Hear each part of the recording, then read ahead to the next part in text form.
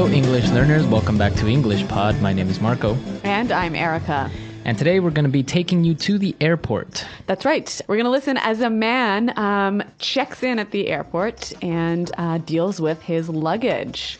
That's right. So we're going to be looking at a lot of great stuff that can help you the next time you are at the airport at the check-in counter. So why don't we take a look at one word that we're going to preview today in Vocabulary Preview. Vocabulary Preview. We're going to hear this guy say, I'd like to check 3 pieces. He's going to check 3 pieces of what? Pieces of luggage. So when we talk about luggage, we can say pieces of luggage. That's right. Luggage is a non-count noun. So you can't say 1 luggage, 2 luggages, 3 luggages. That's wrong. Right. So we use pieces of luggage. Okay. So 3 pieces of luggage. Very good. Let's listen to our dialogue for the first time. We're going to see what happens with this guy at the airport and with his pieces of luggage.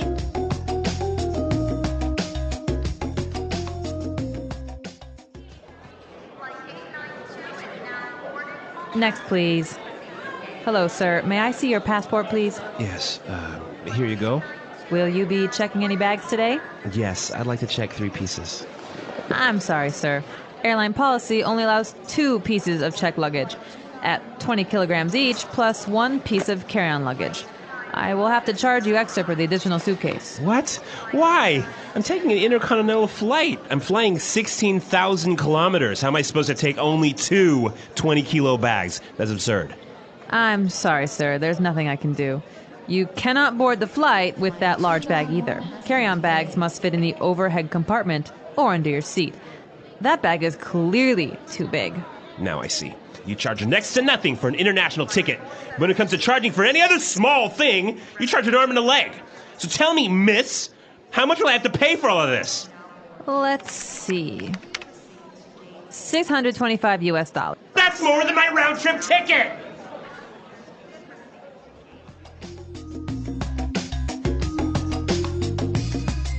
All right, well, that's a whole lot of money, isn't it? Well, I think it's a very common situation. I'm sure many of our listeners can relate to this situation. Overweight charges are pretty expensive. Very high. I know from personal experience. But that's not what we want to talk about now. We want to talk about some really useful vocabulary in Language Takeaway. Language Takeaway. All right, on Language Takeaway today, we have 5 words. So why don't we start with the first one? So the woman asked, will you be checking any bags today? Will you be checking any bags today? To check bags. Right, so the verb to check. It means to give your bags to the airline, to register them. Okay, so that's what happens with your luggage. You check them, so basically they become responsible for your bags. Right. It reminds me of checking into a hotel. Right, very similar. When you go to a hotel, you register at the hotel, you check in.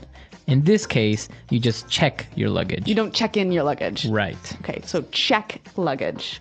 So he wanted to check 3 pieces of luggage, and he also had carry-on luggage. Carry-on luggage. Carry-on. So carry-on luggage, it's pretty simple. That's right, you carry it on yourself. Exactly, you carry it onto the plane. Now, we can talk about carry-on luggage, right? Mm-hmm. Or carry-on bag. Right, or a carry-on suitcase. Mm-hmm. A very small suitcase that can fit under your seat. Exactly. All right, so carry-on luggage. Now, he was traveling on an intercontinental flight. Intercontinental. Intercontinental. We have 2 words there, inter. Between. Between, right? And continental. So this sounds like continent. Okay, so he's traveling maybe from Asia to North America. Okay, intercontinental. He's trying to board this intercontinental flight. So to board a flight. Board a plane. Board a train. All right, so basically it means to get on. To get on. To get on a vehicle. Okay, so I can say board the ship. Board the car. No. No? No. But board the train. Board the train. Board the bus. All aboard. That's right. That's why in movies you see that somebody will yell all aboard. Yeah. In the train station, right? Exactly. All aboard. Okay, so board a vehicle. And our last phrase for today, overhead compartment. Overhead compartment. Overhead compartment. All right, let's break this phrase down. Overhead. So that's on top of your head, right? Exactly. Yeah. Above you. Yeah. And the compartment is a place where you can put something and store it. Kind of like a box. Right. Yeah. So you have an overhead compartment, that big box where you put your bags and your purse or whatever on an airplane. Very similar to, for example, an overhead projector. Right. So that's the machine that puts an image or a picture on a wall. Like sometimes you see them in meetings. Right. So because the image is over your head and it's Yep. big, it's called an overhead projector. Okay. So some great language. Why don't we hear it again in context by listening to the dialogue for the second time?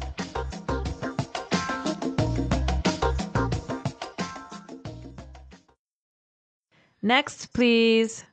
Hello, sir. May I see your passport, please? Yes, here you go. Will you be checking any bags today? Yes, I'd like to check 3 pieces. I'm sorry, sir.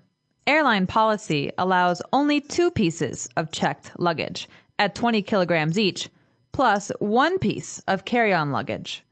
I will have to charge you extra for the additional suitcase. What? Why? I'm taking an intercontinental flight. I'm flying 16,000 kilometers. How am I supposed to take only 2 20-kilo bags? That's absurd. I'm sorry, sir. There's nothing I can do. You cannot board the flight with that large bag either. Carry-on bags must fit in the overhead compartment or under your seat. That bag is clearly too big. Now I see. You charge next to nothing for an international ticket.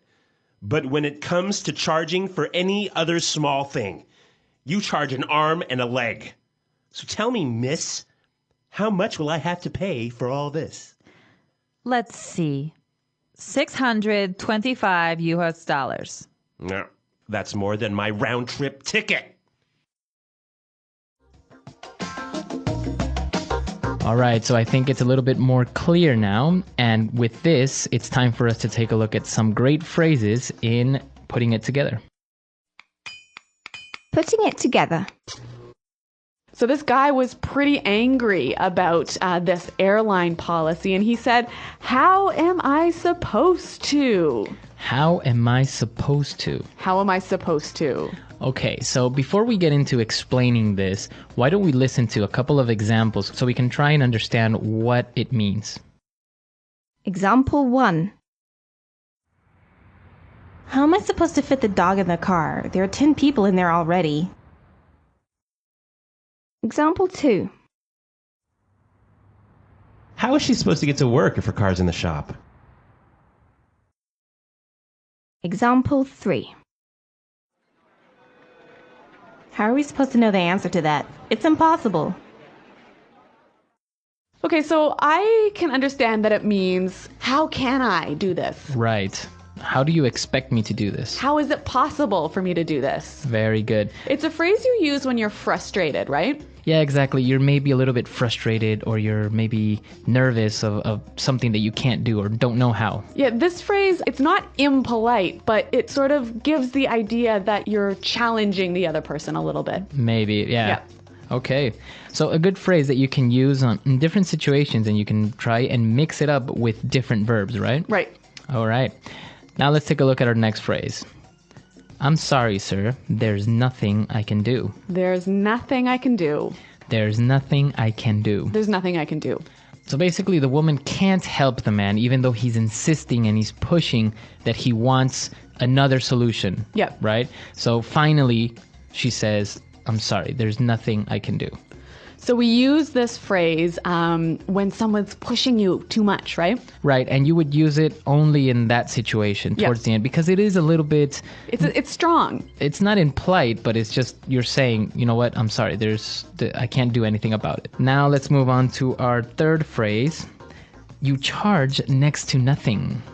Next to nothing. Next to nothing. Next to nothing. All right, so we're talking about charging, we're talking about money. Why don't we listen to some examples of what this next to nothing phrase means? Example 1. Do you like my new house? It was so cheap that it almost cost next to nothing. Example 2. Let's go to Thailand. Tickets cost next to nothing right now. Example 3. The real estate agent charged me next to nothing for his commission, so I got a really good deal. So when something costs next to nothing, it's really cheap, right? It's really cheap, or you consider it to be cheap. Mm-hmm. And now, for our last phrase, it's the complete opposite of next to nothing. Right. Charge an arm and a leg. An arm and a leg. An arm and a leg. All right, so this means it's really expensive. It's so expensive, it's like giving your arm and your leg. Right, to pay for it. Yeah.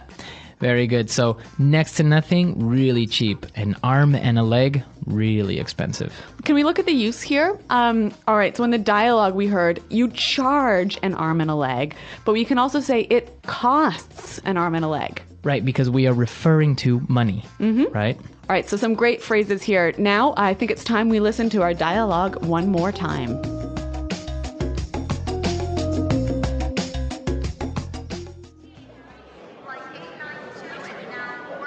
Next, please. Hello, sir. May I see your passport, please? Yes, here you go. Will you be checking any bags today? Yes, I'd like to check 3 pieces. I'm sorry, sir. Airline policy only allows 2 pieces of checked luggage at 20 kilograms each, plus 1 piece of carry-on luggage.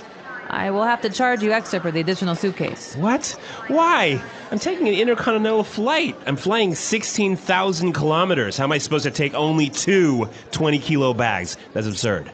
I'm sorry, sir. There's nothing I can do.